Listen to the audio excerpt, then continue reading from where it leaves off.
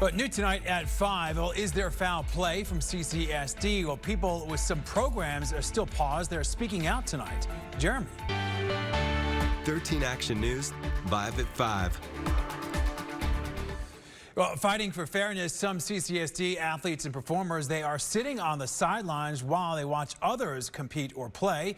Well, thanks so much for joining us here on 13 Action News live at 5. I'm Todd Quinones. Trisha Keene has the day off. Well, 13 Action News reporter Jeremy Chen right now is live at CCSD headquarters with their plea for district officials to give us some leeway here, Jeremy. Yeah, Todd, these CCSD students have been practicing and perfecting their craft for years, whether it's improv or golf. And after seeing some of their classmates able to do in-person activities like play sports, they're wondering, why not us?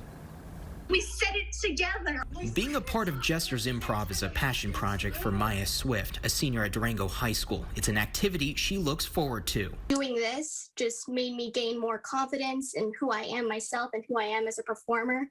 They've been performing and competing virtually against other CCSD schools during the pandemic for more than 100 hours. With sports and performing arts able to come back in person, a plan was to have an in-person championship event, but they're unable to do it. It's frustrating for Swift, especially seeing football and other sports already playing. We are pretty much closed out from being able to do what we enjoy when other people can do that just because they have that privilege of being a sport. McKenna Higbee is a member of the golf team at Legacy High School and was hoping for a college scholarship, but she and her teammates have not been allowed to play. Girls golf still isn't on the CCSD list of sports for intramurals. I feel like golf is that one sport that you can social distance so easily, and you are outside and you get to wear, and it's super easy to wear a mask. CCSD says for girls golf, it's a scheduling conflict. We rely on outside facilities to run those sports.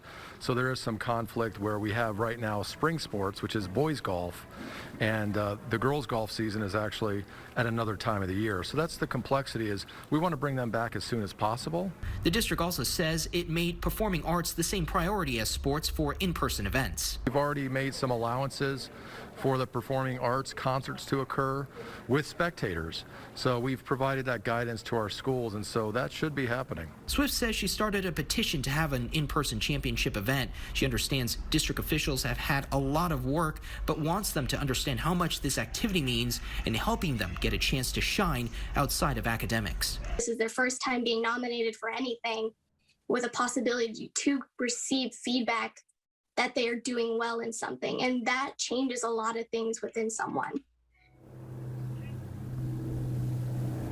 Now, that particular petition mentioned earlier has already gotten more than 400 signatures online, and also the improv group is hoping to have some type of in-person event in early May. However, it's going to be a little tough being that we're at the end of April and that date is coming up real soon. Todd? Yeah, time's certainly flying by. Jeremy, for an activity like improv, I do understand that right now there is a push to have it recognized kind of as a sport or some kind of athletic activity.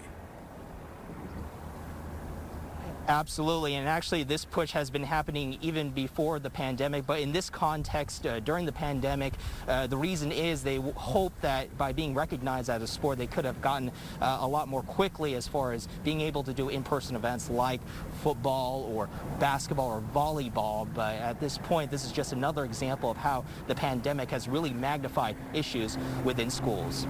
Yeah, so many issues to be worked out. All right, Jeremy Chen, thank you for that.